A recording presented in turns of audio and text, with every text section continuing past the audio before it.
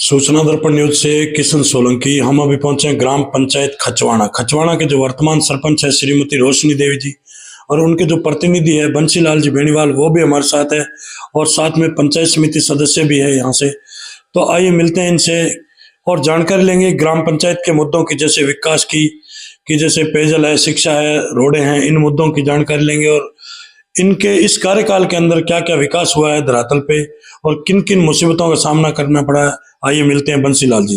सरपंच साहब नमस्कार। नमस्कार जी। सरपंच साहब, सबसे पहले तो आप अपना एक राजनीतिक परिचय बताइए कि राजनीति में कब से इंटरेस्टेड है? हम 1995 से जी। मेरी माता जी ने ब्लॉक का चुनाव लड़ा था। बिल्कुल। तो इससे पहले भी कोई चुनाव लड़ा आपने? हाँ, इससे पहले रोशनी देवी पंचायत समिति सदस्य थी 2010 में। जी। उसके बाद फिर आप पंचायत समिति सदस्य आ गए? हाँ, अब की बार में पंचायत समिति सदस्य और रोशनी देवी सरपंच। जी जी, बहुत ही अच्छा। तो सरपंच साहब, आप एक युवा हैं, पढ़े लिखे हैं और एजुकेटेड फैमिली से हैं, तो बात करते हैं अपना सबसे पहले एक शिक्षा की। शिक्षा एक बहुत ही बड़ा जीवन का महत्व है आज के युग में। तो अपनी ग्राम पंचायत में शिक्षा का स्तर कैसा आपके सरपंच बनने के बाद में और डायरेक्टर बनने के बाद? शिक्षा का बहुत बढ़िया है। पहले भी ठीक था, अब और सुधार हुआ है स्कूल के अंदर। खूब बढ़िया सुधार है। बिल्कुल। तो आपने सरपंच बनने के बाद में कभी निरीक्षण किया विद्यालयों का, कोई जैसे स्टाफ की कमी हो या कोई मान लो कक्ष की कमी हो, ऐसी कुछ नजर आई आप? नहीं, कुछ कमी थी। एक कमरा पहले पीछे वाले विधायक से करवाया, अब एक शेड एमएलए वर्तमान संजीव बेनीवाल ने दिया है। जी जी जी, बहुत अच्छा। तो सरपंच साहब, जैसे बात करें, अभी एक मुख्यमंत्री जी द्वारा एक अभियान चला गया है, नशा मुक्ति अभियान। उसके तहत हम आपसे जानकारी लेंगे कि ग्राम पंचायत, अपनी जो ग्राम पंचायत है, इसके अंदर नशे की प्रवृत्ति कैसी, क्योंकि हमने और भी आपके जो साथी हैं उनसे मिले हैं, जनप्रतिनिधियों से, कई ग्राम पंचायतों में देखा है कि नशे से कई घर बेघर होते जा रहे हैं और बहुत बुरी तरह कई पंचायतों में नशे की लत चल रही है। तो अपनी ग्राम पंचायत की क्या स्थिति है और इसको सुधारने के लिए आपने क्या प्रयास किया? नशे की प्रवृत्ति पहले तो कुछ थी, अब धीरे धीरे ठीक हो रही है और गांव के लोग भी उस पर खूब विचार कर रहे हैं। दोनों साइडों में नहर पर नशे वाले लोग बैठते थे, वहां पर दोनों साइडों में बिंदर बना दिए गए और हर आदमी नशे पर ध्यान दे रहा है पंचायत का। बिल्कुल। तो सरपंच साहब, जैसे बात करें नरेगा की, नरेगा केंद्र सरकार की योजना है। नरेगा के अंदर आपके इस कार्यकाल के अंदर लोगों को रोजगार कितना मिला है? रोजगार नरेगा के अंदर खूब मिला है। बीच के अंदर पीछे वाले एमएलए ने कुछ 12 महीने तक नरेगा को बंद रखा हुआ था, उसमें थोड़ा सा नुकसान हुआ नरेगा वालों की। बिल्कुल। और बाकी लगभग यानी कि लोगों को रोजगार मिला? हाँ, रोजगार मिला है। नरेगा यहाँ रुकावट नहीं, क्यों हर टाइम हम नरेगा को चलाते रहते हैं। बिल्कुल बिल्कुल। तो सरपंच साहब, जैसे बात करें नरेगा की, नरेगा एक केंद्र सरकार की योजना, उसके अंदर जैसे 60-40 का रेशा है पक्के और कच्चे वर्ग का। उसके अंदर क्योंकि हम आपके और भी साथी जनप्रतिनिधि उनसे मिले हैं कि उनका ये सुझाव है कि जो आज नरेगा के अंदर पक्के वर्ग का जो माल मटेरियल का बजट है वो समय पर नहीं आने के कारण ग्राम पंचायतों में जो विकास की गति है वो बिल्कुल ठप पड़ी है और बिल्कुल धीमी है। इस पे आपकी क्या राय है? नरेगा के पैसे हमने भी 2 करोड़ का काम किया, उसमें से अभी तक 100 करोड़ रुपए बाकी पड़े अभी। बिल्कुल।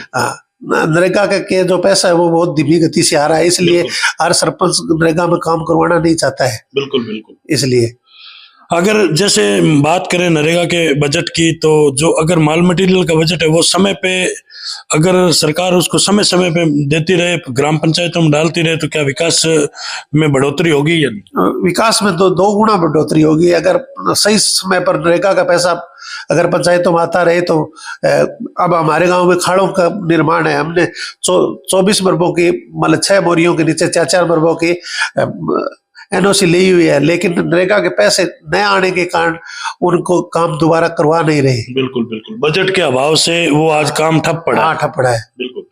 तो सरपंच साहब, जैसे अभी आपने सरपंच संघ की बात करें राजस्थान पूरे की, तो अभी आपके जो धरना प्रदर्शन कर रहे हैं आला कमान जो वहाँ जयपुर में, और अभी आगे 22 तारीख का भी बोला है फैसले का, तो जैसे चुनाव की मांग कर रहे हैं, जैसे अभी कार्यकाल को बढ़ाने की, और बजट की, तो इस पे आपकी क्या राय है?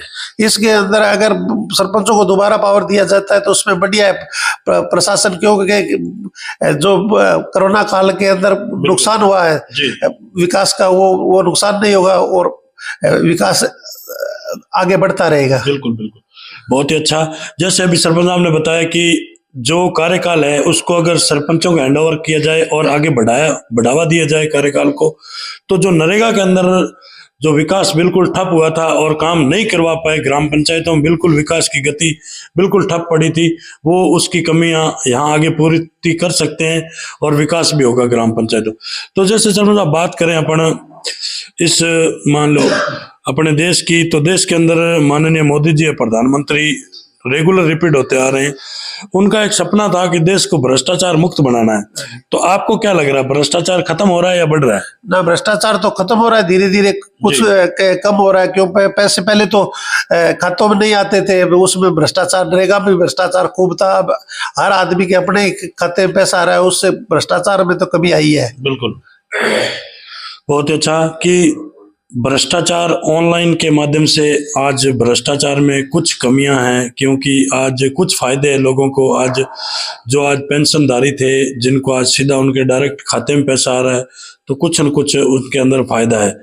तो जैसे बात करें सरपंच साहब, अभी आगे 2025 नव वर्ष आ रहा है, तो आप अपने क्षेत्रवासियों को और जनता को क्या संदेश देना चाहेंगे? जनता को यही संदेश देना चाहते हैं, एक तो नशे से दूर रहे और शिक्षा पर ज्यादा ध्यान दें। बिल्कुल, बहुत ही अच्छा कि नशे के प्रकोप से बचें, यही मानना इनका। और नव वर्ष की हार्दिक शुभकामनाएं, क्योंकि इनका यही संदेश है सरपंच साहब का कि एक तो नशे की प्रवृत्ति से बचें, क्योंकि नशे से कई घर बेघर होते जा रहे हैं। और बात करें इस क्षेत्र की, तो ये जैसे हनुमानगढ़ जिला है, गंगानगर है, सीमावर्ती इलाके, हरियाणा और पंजाब का बॉर्डर भी नजदीक है। इसलिए सभी से यही अनुरोध है कि नशे की लत से बचें और जीवन को सफल बनाएं। बहुत ही अच्छा। तो ये थी हमारी खास मुलाकात जो खचवाड़ा के सरपंच है, प्रतिनिधि है बंसीलाल जी बेनीवाल, उनसे सूचना दर्पण न्यूज के अंदर जो इन्होंने हमें समय दिया, इसके लिए बहुत बहुत धन्यवाद साहब। धन्यवाद, आपको चैनल को भी धन्यवाद।